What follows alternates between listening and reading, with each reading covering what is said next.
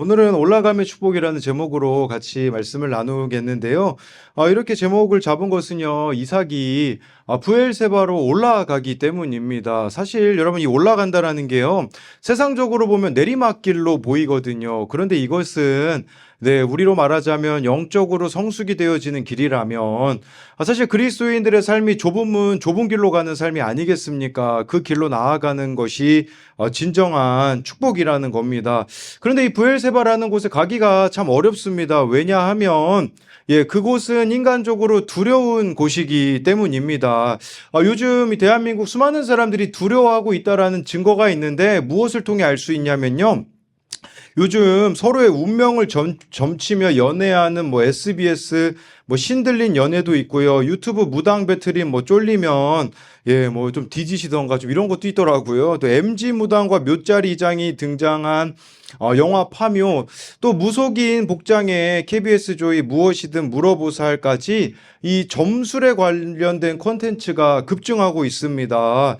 최근에요, 무속 서바이벌 프로그램도 생겼더라고요. 그래서 운명 49라는 것까지 등장했는데 49명의 그 무속인들이 등장해서 맞추고 막 그런 내용입니다. 여러분, 이것도 보라고 홍보하는 게 아니라 보지 말라고 홍보하는 건데 또 잘못 보시면 안 됩니다. 크리스천 상담가 이호선 교수님은요, 이 프로그램이 시작하고 나서야 나설 길이 아니라는 걸 알았다면서 1회 만에 하차하였고요.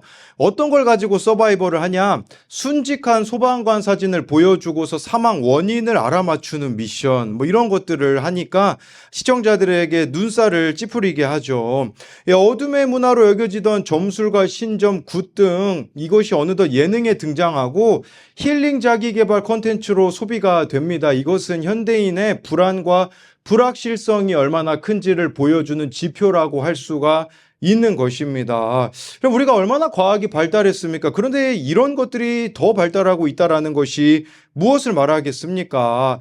가뜩이나 불안한데 AI의 등장으로 인류 생활 자체가 변화의 파고를 맞으며 취업이나 미래에 대한 이 불안정성이 더욱 커지고 있어서 최첨단 과학기술의 시대에 오히려 주술을 찾는 사람들이 늘고 있다라는 겁니다. 이것이 의미하는 것은 바로 그만큼 현대인들의 영적 빈곤과 갈등이 심각하다는 점에서 교회의 역할과 사명은 더욱 뚜렷해진다라고 볼 수 있습니다. 교회는 무속 콘텐츠를 경계하며 현대인의 불안과 고통에 깊이 공감하며 원인 분석, 실제적인 돌봄을 제시해야 된다라는 겁니다. 무속 열풍은 단순한 유행이 아닙니다. 이 불안한 사회가 만들어낸 영적 공백의 징후라는 겁니다. 무속은요, 인간이 영적 존재를 조종해 운명을 바꾸려고 하지만 성경은 인간의 삶이 하나님의 주권 아래 있음을 선언한다라는 겁니다. 그럼 여러분, 우리가 어떻게 이 세상을 바꿀 수 있겠습니까? 방법은 아주 간단합니다. 저와 여러분들이 본질에 충실한 그리스도인이 되면 되는 겁니다. 왜 여러분 전 세계가 복음화가 이렇게 더딜까요? 그 지도자들 5천 명이 모여가지고 회의를 했대요. 왜 이렇게 복음 전파가 더디게 되어지고 있는가? 왜냐하면 수많은 사람들이 지금 죽어가고 있기 때문이거든요. 그 5천 명의 지도자가 어떤 결론을 내셨는 줄 아십니까? 그 결론은요, 우리가 교회되지 못하였기 때문이라고 하였습니다. 이게 무슨 말이냐? 우리가 맛있는 소금처럼 살아가고 있기 때문에 이 복음 전파가 오히려 더디게 되어지고 있다라는 것이겠죠. 그래서 여러분, 이 두려움의 문제는요, 하나님으로만 해결할 수 있습니다. 부엘세바로 올라가야 해결이 되는데 그 부엘세바의 축복을 누리는 것이 무엇인가, 이 올라감의 축복이 무엇인가를 같이 살펴볼 텐데요.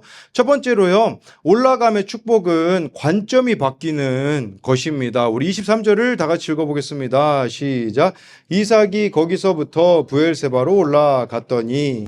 이삭이 거기서부터 부엘세바로 올라갔다고 하는데 거기가 어디입니까? 그곳은 바로 그랄 골짜기 르호봇이라고 할 수 있습니다. 이삭이 다툼을 피해 판 우물의 이름이 지난 시간에 르호봇이라고 말씀을 드렸습니다. 여러분, 르호봇은요, 평안한 곳이었고요, 경제적으로도 부족함이 없는 곳이었습니다. 이삭에게는 충분히 안주할 만한 땅이었었다라고 할 수가 있습니다. 우리 또한 여러분, 지금 우리들의 삶 가운데 이제 내가 좀 살만하다, 안전하다 싶은 지점이 있죠. 그게 바로 저와 여러분들에게는 르호봇이 되어질 수가 있는 것입니다. 그래서 정말 나를 안주하게 만드는 이 나의 르호봇이 무엇인가를 생각해야 된다라는 거겠죠. 이삭은 그 안주할 수 있는 르호봇에서부터 브엘세바로 올라갔다고 합니다. 지난 시간에 이삭이 아버지가 팠던 우물을 파고도 빼앗기고 다른 곳에 가서 아버지가 팠었던 우물들 파고 빼앗기는 과정들을 통해 이 아버지의 발자취를 이삭이 따라가다 보니까 그 가운데 하나님이 생각나고요. 왜 브엘세바로 갔을까요? 자신의 아버지 아브라함이 예배하던 모습이 생각이 나서 그곳에 가게 되었다라는 것이죠. 여러분, 우리도요, 지금 여러분들은 다 발자취를 남기고 계십니다. 나의 자녀들에게 발자취를 남기고 계시는데 여러분들이 이 세상을 떠날 때에 우리가 다 죽음이라는 것을 이 땅에서 외면할 수 있는 사람이 아무도 없지 않습니까? 그러면요, 어떤 발자취들을 남기고 있는가가 중요하겠죠. 세상에서 잘 먹고 잘 살아라, 이 세상이 전부다라는 그 발자취를 남기게 된다면 자녀들이 그 발자취를 따라가게 되는 것이겠죠. 그러나 이 세상은 나그네 길이다, 우리에겐 영원한 삶이 있다라는 그 발자취를 남기게 되어진다면 그게 여러분 하나님 보시기에 진정한 성공이 아니겠습니까? 우리 지난 금요일에요, 우리 한결이 졸업식이 있었습니다. 유치원을 졸업을 했습니다. 저 표정 짓는 거 보니까 쟤는 좀 저 같습니다. 표정이 다 똑같습니다. 우리 강혜찬 같은 경우는요, 뭐 다양한 표정을 짓는데, 그래서 이제 졸업식 행사에 아이들이요 뒤에 줄 세운 다음에 한 명씩 등장하면서 뭐 강한결 막 이렇게 이야기하면서요, 그 걸어가면 박수 쳐주는 시기였거든요. 제일 먼저 한결이가 등장했는데 그 아이가 쓴 장래희망도 다 읽어주더라고요. 막 장래희망이 다양하더라고요. 뭐 어떤 애는 유튜버, 어떤 애는 영화감독, 뭐 선생님. 근데 우리 강한결이요, 거기 장래희망에다가 이렇게 목사라고 써놨더라고요. 그래서 한결이가 이제 목사가 되고 싶다고 하는데 여러 가지 생각이 저에게 들더라고요. 중요한 게 뭐겠습니까? 제가 목사로서 예수님을 따라간 발자취를 남기는 삶이 있어야 되는 거죠. 이게 금요일이었거든요. 토요일 아침에 한결이가 일찍 일어나가지고요, 제가 같이 큐티 하자고 했거든요. 뭐라고 했을까요? 싫어라고 했습니다. 아니, 목사 되겠다며? 싫어. 좀 지켜봐야 될 것 같습니다. 지난 금토일 전도학교 강의를 해주셨던 오장성 목사님은 강의 중에 그런 이야기를 하셨습니다.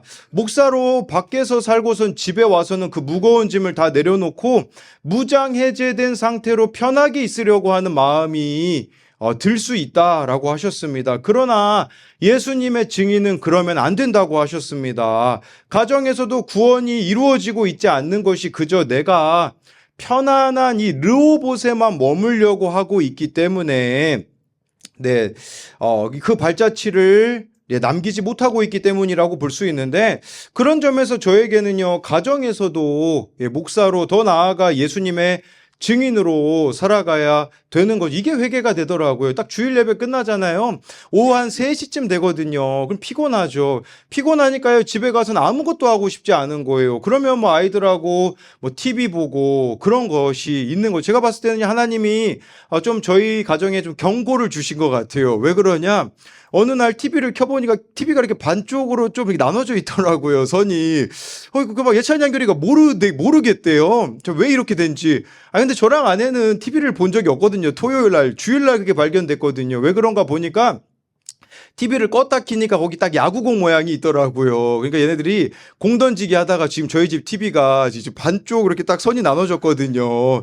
저희들에게 주시는 경고인 것 같아요. 그 주일 예배 끝나고 TV 좀 그만 봐라. 그래서 이제 좀 이런 방식들도 바꿔가야 되지 않을까라는 부분이 생각이 되는 거죠. 여러분, 브엘세바는요, 아브라함 이삭을 번제로 드리려다가 하나님께 엄청난 약속을 받고 돌아와 거주했던 장소입니다. 하나님을 예배했던 곳, 하나님과 친밀하게 지냈던 곳이 바로 브엘세바이는 것이죠. 이삭에게 브엘세바는요, 아버지 아브라함이 생각나는 곳, 믿음을 생각나게 하는 곳, 본향을 떠올리게 하는 곳이었습니다. 이런 결정을 이삭이 했다라는 것은 하나님 말씀대로 순종하며 살아가는 인생의 맛을 그가 보았다고 할 수가 있는 것입니다. 여러분, 근데요, 브엘세바로 올라갔다고 할까요? 사실 지리적으로 보면 올라간 게 아닙니다. 내려가는 거예요. 왜냐하면 브엘세바가요, 르호봇에서 약 150m 낮은 지대에 있거든요. 지리적으로 보면 낮은 곳인데 왜 올라갔다라고 표현을 하고 있을까요? 제가 일대지 제목을 이렇게 올라감의 축복은 관점이 바뀌는 것이라고 한 것은요. 여러분 이삭이 부엘세바로 간 것은요. 세상적으로 보면 내리막길이에요. 내가 손해보는 길입니다. 그런데 하나님 보시기에는 그것이 올라가는 길이라는 것이죠. 여러분 예수님도요. 좁은 문 좁은 길로 가라고 하셨거든요. 좁은 문 좁은 길로 가는 거 내리막길 아니겠습니까? 근데 하나님 보시기에는 그 좁은 문 좁은 길로 가는 인생은 올라가는 것이라고 말씀해주고 있는 것이죠. 그러면요 여러분 우리가요 부엘세바로 내려가셔야 돼요. 그 내려가는 지점이 어디겠습니까? 이상한 남편, 아픈 아내, 힘든 가정으로 가는 것입니다. 오늘 내가 한 걸음 내디뎌야 할 그 흉년의 부엘세바가 어디인지 생각해 보아야 되는 것이죠. 여러분 이것은요 자기를 부인하는 삶, 십자가 지는 삶이 부엘세바로 내려가는 거예요. 그럼 하나님은요 그것을 귀하게 보시고 우리를 높이시겠다. 우리가 영적으로 성장하게 되어질 것이라는 그 의미가 바로 부엘세바로 올라간다라고 볼 수 있는 것입니다. 저는 제가 지난주에 좀 어제 좀 회개한 게 있거든요.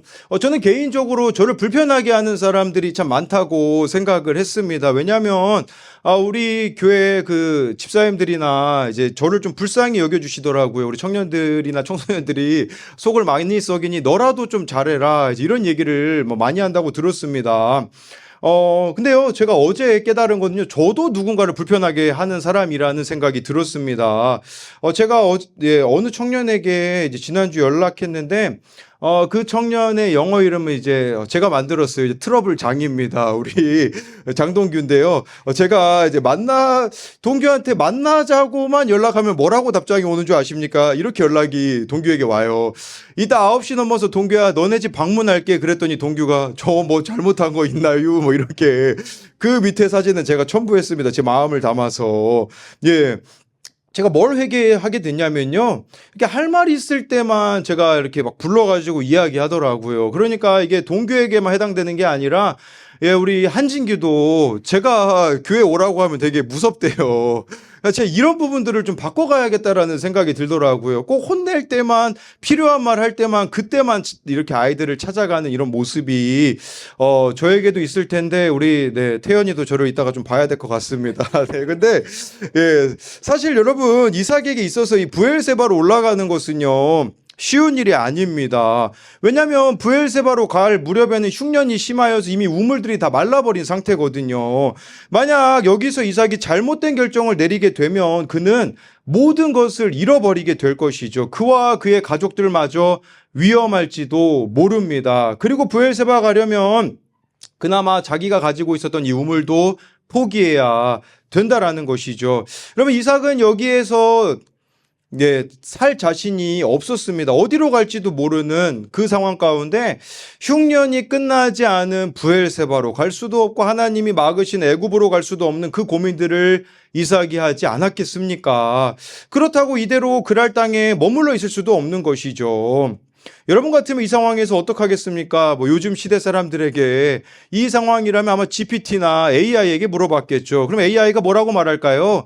100% 이집트로 가라고 했을 겁니다. 모든 계산들, 상황들을 생각하면 부엘세바로 가는 건 어리석은 일이라고 말할 것이죠. 이집트로 가야 살 수 있다라고 말할 것이라는 것이죠. 그러나 이 이삭이 생각해 보니까 아무리 생각해 봐도 그것은 아니라고 생각을 하며 하나님의 말씀을 그는 붙들기로 하여서 부엘세바로 가기로 결정하였다라는 겁니다. 물론 처음부터 이렇게 이삭이 할 수 있었던 것은 아닙니다. 그러나 이삭이 그 글 아래서 하나님의 살아계심을 체험하게 되었던 것이죠. 하나님이 함께 하셔서 농사를 지으면 100배나 수확을 거두게 되었고 또 우물을 팔 때마다 우물이 나오게 해주시는 그 은혜를 경험하니 이제는요 자신감이 생긴 거예요. 하나님이 이곳에서도 나와 함께 하신다면 부엘세바에서도 여전히 나와 함께 하실 거구나라는 그 믿음이 이삭에게 생겼다라는 겁니다. 저는 그런 의미에서 코로나가 있던 시절에 제가 사역적으로 망했을 때 유혹이 찾아왔었습니다. 다른 교회들로부터 이제 연락이 왔었습니다. 왜 가고 싶은 마음이 없었겠습니까? 저는 인정 중독자이기 때문에 인정받지 못하는 상황이 저에게는 죽음과도 같은 상황입니다. 그런데 그때 민수기 말씀 여호와의 손이 짧으냐라는 이 말씀으로 저를 붙잡아 주셨고 이곳에서 사역하면서 제가 어제 깨달은 게 있습니다. 그것은 이전에 아이들이 떠난 것은 코로나 때문이다. 아이들 자신의 문제라고 생각을 했거든요. 근데 어제 그 전도학교 강사로 오신 목사님과 대화 중에 그들이 떠난 것은요, 저 때문이라는 걸 알게 되었습니다. 이 목사님이요, 그런 이야기를 하시더라고요. 자신이 초등부를 맡으셨을 때 축구 전도를 하셨다고 하더라고요. 남자아이들이 축구를 좋아하니까 모집하고 막 부모님과 연락하고 그 아이들이 모이고 모여서 자연스럽게 교회와 연결되었다고 합니다. 뭐 그런 점에서는 저는 저와 별 차이가 없다라는 생각을 했거든요. 왜냐하면 저도요, 뭐 아이들 만나서 뭐 농구장에서 같이 농구한 것도 있고요. 예, 우리 뭐 축구하러 간 적도 있고요. 예, 제가 또 오랜 사진을, 유물과 같은 사진을 발견했습니다. 우리 곽희재와 지민이 주위 이렇게 놀아주던 사진도 제 외장 아래에 있더라고요. 곽희재, 저렇게 귀여웠던 애가, 네, 그렇습니다. 네, 지금은 너무 많이 컸는데, 예, 그냥 놀아주는 건 잘했어요. 근데 그 목사님과 저의 차이가 뭘까요? 그 목사님은요, 놀아주면서 한 번이라도 복음 전하려고 하셨다고 하더라고요. 그게 저와 차이점이더라고요. 전 놀아주기만 했어요. 그냥 놀고서는 이 아이들에게 짧게라도 그날 말씀을 나누거나 이런 것들을 했어야 되는데 그렇지 않으니까 어떻게 될까요? 목사님 그렇게 이야기하시더라고요. 그렇게 목사님 놀아주기만 하면 그냥 좋은 친구만 됩니다. 라고 하시더라고요. 진짜 그렇더라고요. 이 아이들과 제가 좋은 친구만 되었지 이들을 정말 말씀으로 인도하는 사람이 되지 못하였던 것들을 발견하게 되더라고요. 이것이 제가 어제 대화 가운데 깨달아져서 회개한 부분이에요.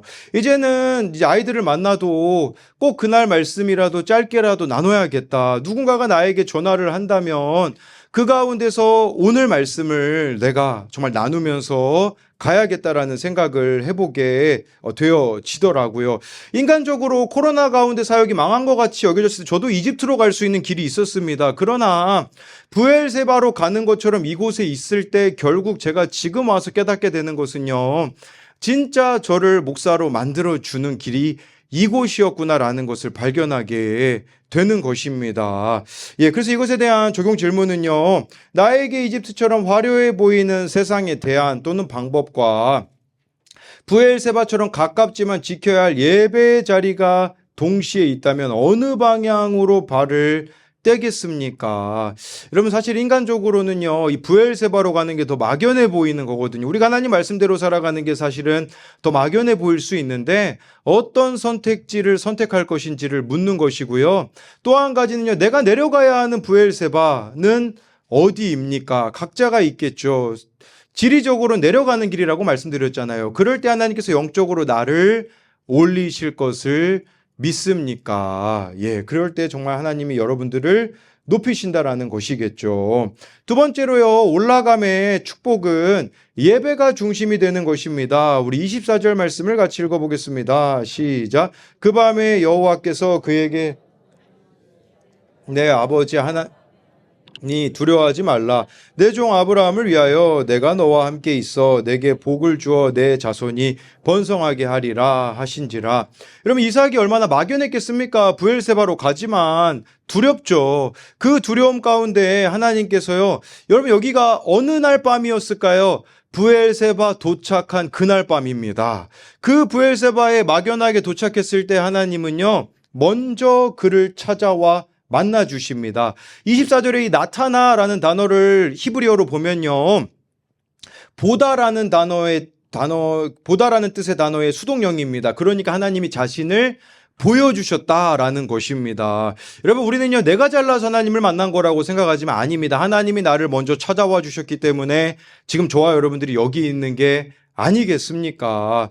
이삭이 하나님을 찾아낸 게 아니라 하나님이 주권적으로 자신을 계시하셨다라는 것이죠. 여러분 하나님은 지금도 여러분들을 만나고 싶어 하시는 거예요. 누구를 만나고 싶어 하실까요? 하나님을 전적으로 찾고 의지하려고 하는 자들이 있잖아요. 내가 좀 손해보는 길이지만 하나님이 기뻐하시는 길을 걸어가려고 하는 자들이 있잖아요. 그들을 하나님이 만나 주시겠다라는 거죠. 여러분 하나님 보시기에 이삭이 얼마나 기특했겠습니까? 그 전도 강의를 해주신 목사님께서 자신의 딸에 대하여서 이야기를 하시더라고요. 목사님이 이제 전도 여행을 가신 상황인데 사모님이 이제 둘째를 출산해야 돼가지고 이 아이를 맡긴 거죠. 먼저 처가에 맡겼는데요. 장인어른 장모님에게 맡겼는데 얘가 10시간 동안 우니까 안 되겠다고. 그래서 이제 이 목사님이 부모님에게 맡겼거든요. 부모님에게 맡겨도 이 아이가 너무 울기 때문에 양해를 구하고 전도 여행 중에 집으로 잠시 돌아왔다라고 말씀해 주시더라고요. 그러면서 딸과 있었던 일화를 말씀해 주시는데요. 이 아버지가요, 그 밀린 빨래들을 다 돌리는데 이 아이가 와서 아빠를 돕겠다고 했다고 합니다. 솔직히 여러분, 그 어린 아이가 뭘 도울 수 있겠습니까? 오히려 손만 더 가는 거죠. 여러분, 그럼 아버지 입장에서 사실 일을 2번 하는 거거든요. 얘가 빨래를 널면 한 번 더 해야 되는 거죠. 우리 한번 그런 적 있어요. 예찬이가 자기가 설거지 하겠다고 어린 시절에. 지금은 안 해요. 네, 지금은 이렇게 처먹기만. 네, 네. 그럼 지금은 먹기만 하고, 설거지를 잘 안 해요.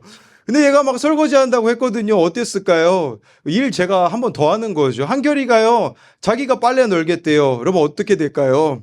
그거 다시 한번 제가 일 더 하는 거거든요. 근데 이 과정을 목사님이 겪으면서 무슨 생각을 하게 됐냐면요. 이런 생각이 들었대요. 여러분, 하나님이 우리가 필요할까요? 하나님의 일을 하는데요. 필요 없어요, 솔직히. 하나님 그분이 그냥 하시면 되잖아요. 근데 왜 여러분들과 그 하나님 나라의 일을 함께 하기를 원하실까? 이거 사실 완전한 비효율적인 거 아닙니까? 여러분, 고집 얼마나 셉니까? 하나님이 여러분 계속 설득하시잖아요. 너 이제 이것 좀 해봐야 되지 않겠니? 싫어요. 그럼 또 그 다음날 하나님이 그렇게 설득하시면서 가는 거 사실 너무나 비효율적인 것이죠. 그런데 이 어린아이가 빨래 널어주겠다라는 그 마음이 목사님에겐 기특한 것처럼요. 제가 이 이야기를 왜 드리냐면 24절 말씀이 그 의미예요. 이삭이 부엘세바로 가는 게 하나님은 너무 기쁘신 거예요. 너무 기쁘셔가지고 그에게 말씀하셨다라는 것이죠. 저도 이 부분에 대하여서 좀 돌아보게 된 지점은 뭐냐면, 저는 하나님을 위하여서 많은 일을 했다고 생각을 했거든요. 제가 학교 앞을 7년 동안 갔기 때문에 하나님이 지금 학교 안으로 들어가게 해주신 것이라고 생각을 했거든요. 그런데 그 이야기를 듣는데 하나님 앞에서 저는 어린아이가 빨래 넣는 것처럼 보잘것없는 존재이고 아무것도 한 것이 없는데 얼마나 제가 교만해서 큰일을 했다고 착각했는지, 그것이 좀 하나님 앞에 돌이키게 되어지더라고요. 여러분, 지금 여러분 하나님에 대해서 생각할 때 내가 많은 것들을 했다고 생각하시잖아요. 그러면 여러분들이 왜 그런 생각을 하신 줄 아세요? 하나님의 은혜를 잊어버렸기 때문이에요. 여러분, 하나님이 우리들에게 베풀어 주신 은혜에 비하면 우리가 하는 것은 아무것도 아니거든요. 근데 그 은혜를 잊어버리니까요, 행위를 가지고서는 판단하고 정죄하고 그런 지점들이 우리들에게 얼마나 많이 있는 거죠. 여러분, 나를 만나 주셨는데 그를 왜 하나님 못 변화시키십니까? 이 나를 변화시켜 주신 그 구원의 감격을 잃어버렸기 때문에 뭐라고 우리가 말합니까? 저 인간은 안 된다고 말하죠. 이거 엄청난 교만인 거 아십니까? 그럼 나를 구원해 주셨는데 누구를 하나님이 구원하시지 못하시겠습니까? 그게 바로 24절이 우리들에게 말씀해 주고 있는 것이에요. 여러분, 여기서 나는 내 아버지 아브라함의 하나님이니 두려워하지 말라고 하죠. 왜 굳이 아버지 아브라함의 하나님이라고 하는 말씀하셨을까요? 그것은요, 1차적으로 실물 교육하시는 거예요. 이삭이 옆에서 자기 아버지 아브라함을 어떻게 하나님이 인도하셨는지 이삭은 알고 있거든요. 그러니까 나도 동일하게 너를 그렇게 인도하겠다라고 하나님이 약속하신 것이죠. 또 한 가지 의미는요, 내 아버지 아브라함은 죽었을지 모르지만 내가 아브라함과 맺은 언약은 여전히 유효하다라는 것이에요. 그러면서 두려워하지 말라고 하신 것은 이삭의 마음을 너무나도 잘 아신 하나님께서 내가 너를 책임지겠다라고 친히 약속하고 계시는 것이죠. 또한 내가 너와 함께 있다라고 하는 이 함께 있다라는 것에 대해서 생각해 볼 때에요, 선한 목자교회를 담임하고 계시는 김다위 목사님이 계시는데요. 목사님이 미국에서 살 때 여름에 한번 휴가를 가면 목사님이 계신 캔자스 시티에서 서쪽으로 8시간에서 9시간 가면 콜로라도가 있는데 그곳으로 휴가를 갔다고 합니다. 그러면요, 차를 타고 가는데 8시간, 9시간인데 가도 평지이고 옥수수밭만 가득하거든요. 뭐 건물 이런 게 없어요. 이제 휴가로 여행을 가는데 당시 막내 아들이 3살쯤에 이제 말을 할 때였다고 해요. 차를 타고 한참을 가는데 얘가 계속 하는 말이 있었대요. 아빠, 여행이 안 보여 그랬다고 해요. 얘가 생각하는 여행은 뭐 키즈 카페나 뭐 놀이공원이나 이런 게 여행인데 차만 계속 타고 있으니까 지루하니까 여행이 안 보인다라고 이야기를 했다고 해요. 뭐 숙소나 이런 데 멈춰야 되잖아요. 예, 뭐 멈추지도 않고 도착하지도 않고 어디로 가는지 모르고 얘가 배가 고프고 이러니까 아빠 여행이 안 보여 그런 거죠. 그때 목사님이요. 걱정하지 마. 금방 갈 거야. 아빠하고 함께하고 있잖아. 엄마도 여기 있잖아. 형도 누나도 여기 있잖아. 걱정하지 마. 이것을 계속 여행 내내 이야기해 주었다고 합니다. 나중에 안전하게 목적지에 도착을 했는데 그런데 그게 목사님에게 주시는 하나님의 음성임을 목회하면서 많이 깨닫고 계신다고 하더라고요. 예, 이 목사님이 얼마나 목회를 감당하다 보니 막연합니까? 그러니까 하나님 앞에 늘 이렇게 기도하는데 하나님, 제 인생이 보이지 않습니다. 올해 어떻게 살아갈지도 모르겠고 올해 어떤 일이 벌어질지도 모르겠습니다. 소위 여행이 안 보입니다. 인생이 안 보입니다. 앞길이 안 보입니다. 그럼 하나님이 뭐라고 말씀하시는가? 걱정하지 마. 너의 인생의 운전대를 내가 아니라 내가 가지고 있으니까 너는 나만 따라오면 돼. 너는 내 안에 있기만 하면 돼. 나한테 꼭 붙어 있기만 하면 돼. 라고 주님은 말씀해 주시는 것이죠. 그렇다면 여러분 우리들에게 가장 큰 축복이 뭔지 아십니까? 하나님이 함께 하시는 겁니다. 여러분 날마다 하나님과 동행하는 삶을 살아가고 계십니까? 여러분 내일 말씀이 있는데 왜 두렵습니까? 내일 주님이 나를 만나 주실 것인데 왜 두렵습니까? 여러분 근데 내일이 왜 두려운 줄 아세요? 내일 내가 말씀 묵상을 안 할 거거든요. 내일 내가 기도를 안 하기 때문에 두려운 것이죠. 여러분 제가 그 새벽 큐티 결석한 거 없잖아요. 물론 가끔 실수는 하지만 지금 한 3, 4년째 한 번도 빠짐없이 올리고 있거든요. 내일 말씀이 기다리고 있는데 왜 여러분 말씀을 안 들으십니까? 그날을 여러분들의 삶을 책임져 주시는 말씀이 있는데 이게 없으니까요. 우리는 두려운 거죠. 염려가 되는 것이 아니겠습니까? 25절 말씀을 우리 읽어보겠습니다. 시작. 이삭이 그곳에서 제단을 쌓고 장막을 쳤더니 이삭의 종들이 거기서도 우물을 팠더라. 저는 이것이요 24절에 하나님이 함께 하시고 복을 주셔서 이삭의 자손이 번성하게 주시라는 약속이 과 연관이 있다고 생각합니다. 그건 뭐냐면요. 여기 제단을 쌓고 여호와의 이름을 불렀다라는 것은 예배했다라는 뜻입니다. 이삭이 하나님이 음성을 들려주시니까 너무 기뻐서요. 예배를 드렸다라는 거예요. 여러분 예배를 드리면 어떤 일이 벌어질까요? 자손이 번성하게 됩니다. 우리로 말하자면 이것이 어떤 의미일까요? 여러분들이 예배를 제대로 드리면 어떻게 될까요? 구원에 관심을 갖게 되어져요. 자손이 번성한다는 건 자손이 많아진다는 뜻이잖아요. 여러분 오늘 우리가 예배를 제대로 드리면 어떻게 되냐? 전도하고 싶은 마음이 들 거예요. 누구 내가 찾아가서 만나야겠다라는 마음이 들 거예요. 오늘 새벽에 제가 말씀을 묵상하는데 떠오르는 청년이 있더라고요. 그래서 이따 저녁에 전화하려고 하거든요. 구원에 관심이 생기는 거예요. 그게 여러분 자손이 번성하게 되어지는 것이 아니겠습니까? 여러분 그러면요 우리가 바르게 예배하고 있다면요 구원에 대한 열정이 생길 거예요. 예배 따로 전도 따로가 아닙니다. 제가 어제 그 전도 강의했던 목사님에게 말했다가 목사님한테 아주 된통 혼난 게 있거든요. 그게 뭔지 아세요? 목사님 좀 내성적이라서 전도를 못할 것 같아요. 저보고 그러더라고요. 그런 얘기 좀 하지 말라고. 이 목사님은요 제일 싫어하는 게 MBTI래요. 이 MBTI 때문에 못한대요. 뭐 전도도 못하고 나는 원래 이런 성격이니까 못한다고. 아니라고 하시더라고요. 구원에 대한 감격이 있으면요 문제가 되지 않는다고 하시더라고요.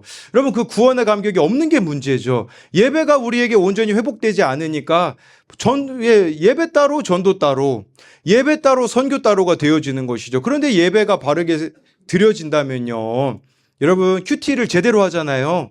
그러면 그날 내가 구원으로 인도해야 될 사람이 생각날 겁니다. 오늘 내가 찾아가야 될 사람이 생각나게 되어지는 것이죠. 존 파이퍼 목사님은요, 선교가 존재하는 건 예배가 존재하지 않기 때문이라고 하셨습니다. 우리가 바르게 예배하면요, 정말 우리 주변에 두려움 가운데 있는 사람들, 마음 털어놓을 곳이 없는 사람들이 얼마나 많이 있겠습니까? 내가 예배가 회복되면요, 그들이 보이는 거예요. 그들에게 갈 수밖에 없게 되어지는 것이죠. 그런 의미에서요, 우리 교회도 좀 그러했으면 좋겠습니다. 이제부터는 영혼 구원을 우리가 이번 한 해에 표어잖아요. 저는요, 여러분들 전도의 자리도 나가셨으면 좋겠고요. 선교도 가셨으면 좋겠어요. 여러분, 제가 보니까요, 나라만 고르면 되더라고요. 제가 아시는 분들이 꽤 있더라고요. 뭐, 인도네시아에 계신 분도 계시고, 여러분, 나라만 고르면 우리 어디든 갈 수 있거든요. 이제는 정말 우리 교회가 선교에도 관심을 갖고, 전도의 자리도 나가고, 선교하게 되어지는 그 자리로 나아가게 되어지면요, 어떻게 되어질까요? 우리 교회를 하나님이 책임지시고 인도하신다라는 거예요. 여러분, 우리 교회만 생각하지 마십시오. 하나님은 열방을 다스리시는 분이기 때문에 내가 전도의 자리로 나아갈 때에 내가 예배가 회복되어서 그 자리에 가게 되어져야 된다라는 것인데, 여러분, 더 중요한 게요, 또 25절 후반절에 나와요. 이삭의 종들이 거기서도 우물을 팠더라. 여러분, 이게 무슨 말일까요? 예배 잘 드리잖아요. 일상에서 예배도 잘 드려야 된다라는 거예요. 오늘 예배 잘 드리면요, 월요일부터 토요일까지 여러분 우물 파셔야 돼요. 내가 파야 되는 우물이 뭘까요? 그것은요, 가정에서 내가 감당해야 되는 거, 성실해야 되는 거예요. 우리 어제 어느 청년이 자기 엄마가 교회 가는 거 되게 싫어하는데요. 왜 그럴까요? 월요일부터 금요일까지 우물을 안 파고 있기 때문이에요. 이 우물 파야 되는 게 뭘까요? 직장 구해서 성실히 일해야 되는 거죠. 이게 그 자리에서 우물 파는 거죠. 제가 그런 이야기 드렸잖아요. 아내와 어색하다라는 걸 깨달았다고 하잖아요. 근데 제가 2월 20일이 그 결혼 기념일이었거든요. 근데 그때 막 한결이 졸업식 전도학교 있어서 저희는 19일에 이제 그 결혼 기념일을 챙겼는데, 이대로 가면 이혼당할 위기라고 말씀드렸잖아요. 그래서 저도 이제 우물 잘 파고 있어요. 막 아내한테 표현도 하고요. 아내가 저보고요, 그 인생 4컷 가서 사진 찍자고 하더라고요. 이거 좀 저에겐 상당히 좀 부담스러운 일이야. 아까 강한결 표정 보셨잖아요. 저 사진 찍으면 제 표정이 그래요. 그냥 똑같은 표정. 항상 이런 표정을 짓는데, 내 아내가요, 표정 4개를 연구해 왔더라고요. 저한테 보여주면서 우리 이거 하나하나씩 하자. 상당히 부담스러운 표정이거든요. 왜냐하면 저희 가족은 가족 사진도 잘 안 찍거든요. 네, 사진 찍는 거 되게 어색한 거죠. 그래서 어떻게 했을까요? 최선을 다했습니다. 여러분, 이게 이제 예배가 회복되면요, 우물 파는 거예요. 여러분, 오늘 내가 말씀이 들렸다면요, 오늘 나에게 주어진 그 일을 성실히 다해야 된다라는 것이죠. 여러분, 이삭이 이런 재미에 빠진 것 같아요. 무슨 재미일까요? 르호봇에서 우물을 내려놓고 떠났더니 브엘세바의 우물로 다른 사람을 먹일 수 있게 되어지는 것이죠. 그러니까 예배가 회복되니까요, 이삭이 다른 사람을 살리는 인생이 되었다라는 뜻이에요. 여러분, 이게 진짜 인생의 기쁨이에요. 나의 인생을요, 나만을 위하여서 살아가는 그 인생이 아니라 내 인생을 가지고 다른 사람과 나누는 인생이 되어질 때에 그 기쁨이 여러분 진정한 기쁨이 아니겠습니까? 그래서 저도 이 전도학교를 통해 지난주 예배가 회복되어지니까 이제 핑계댈 게 없겠더라고요. 아, 나는 이 구원에 대한 감격을 크게 여겨야겠구나. 제가 생각해 보니까요, 20대 때 제가 20살 때 예수님을 인격적으로 처음 만났거든요. 그때는요, 너무 기뻐가지고요, 예수님 막 학교에서 전하고 싶어서 가다가 한 명 전하고 올 때 한 명 전했거든요. 그 사형리라는 책자 가지고서는 전했거든요. 근데 지금은 제가 많이 변질됐더라고요. 지금은 거의 뭐 좀 이게 제가 변질돼가지고요, 나눠주러 가더라고요. 초코파이 다 떨어지면 그게 제 할 일 다 한 거라고 생각을 했거든요. 아니, 예전에는 그 사형리 책자만 가지고 가서 복음을 전했던 제가 지금은 변질되어가지고요, 자꾸 다른 것들을 의지하고 있더라고요. 그래서 이제 이 전도의 자리를 어떻게 해야 되는가 기도하는데, 지난주에 저에게 주셨던 마음은, 제가 이제 다시 책을 읽기 시작했어요. 저도 이제 우물을 잘 팔려고, 제가 이제 책은 요즘 안 읽고 있었거든요. 그냥 뭐 새벽 기도 큐티만 잘 올리면 된다, 이런 안일함에 빠져 있었는데, 요즘 책 다시 읽기 시작했거든요. 이제 여러 예, 여러 책들을 좀 읽으면서 저도 좀 생각이 좀 변해야겠다 싶었는데 어느 목사님이요. 그 학교 안에 들어가셔서 복음 전하는 예, 그 책 내용을 보니까 이 목사님은요. 스케치북을 들고 가셨다고 하더라고요. 스케치북을 들고 가서요. 거기 만나는 아이들에게요. 한 5분 정도 자신이 준비한 메시지를 전하셨다고 하는데 저도 그렇게 하면 되겠더라고요. 저희가 그 터미널 전도 가면요. 우리 저희 희경이가 저 박스 들고 있는데 예, 저 박스에 선물 뽑기 박스거든요. 왜냐하면 청소년들이 저거 뽑으라고 하면 이제 멈췄다가 시간이 생기거든요. 그 시간 생길 때 왜 저희가 그냥 뭐 교회 소개를 했는데 이제 전도 나가는 우리 청년들도 있잖아요. 그러면 이제 저희가 아마 이제 요번 주 수요일 날 저거 만들려고 해요. 스케치북에다가 예, 각자가 자기가 어떻게 예수님 만났는지 있잖아요. 막 지루한 거 말고요. 예, 거기서 이제 내 삶을 나의 죄인됨을 그 짧은 시간이라도 고백하며 예수님을 전하면 얼마나 좋을까라는 생각이 들더라고요. 뭘 여러분들에게 말씀드리고자 하는 거냐면요. 여러분 인생의 주도권, 여러분 인생의 키를요. 하나님이 가지고 계세요. 근데 왜 여러분 하나님하고 교제하지 않으십니까? 내 오늘의 삶을 하나님이 책임져 주실 것인데 내가 오늘을 누구 만날지 하나님이 인도해 주실 것인데 왜 여러분들 염려만 하고 두려움만 가득 차고 우울해만 하고 계십니까? 정말 하나님께 나아가십시오. 1시간 교제해서 안 되면 2시간 교제하십시오. 2시간 교제해서 안 되면 3시간 여러분 교제해 보십시오. 내 안에 있는 이 두려움이 떠날 때까지. 그러면 어떻게 될까요? 여러분 하나님이 진짜 가르쳐 주세요. 우리 화평이가 큐티 나눔의 다음 주에 이제 백수가 되는 시간을 거쳐서 예, 좀 두렵다라는 이야기를 했거든요. 오늘 제가 새벽에 기도하는데 무슨 생각이 들었을까요? 우리 화평이가 또 음악하는 걸 원하거든요. 아, 우리 화평이 전도 자리 데리고 가서 찬양시키면 되겠구나. 완벽한 거 아니에요? 네, 시간도 있지. 뭐 나중에 음악하려면 무대 터미널에서 여러분 떨지 않으면 어디서든지 할 수 있잖아요, 무대. 제가 어떻게 이런 생각을 하겠어요? 제 생각으로는 못하죠. 근데 오늘 새벽에 이 말씀 보면서 기도하니까 전 이게 진짜 신기해요. 아, 저 화평이 수요일 날 수요예배 데리고 와서 전도 자리 같이 데리고 가면 되겠다. 그래서 그 터미널을 무대로 만들어 줘야겠다. 이런 생각이 드는 거거든요. 여러분 이거예요. 진짜 하나님을 예배하잖아요.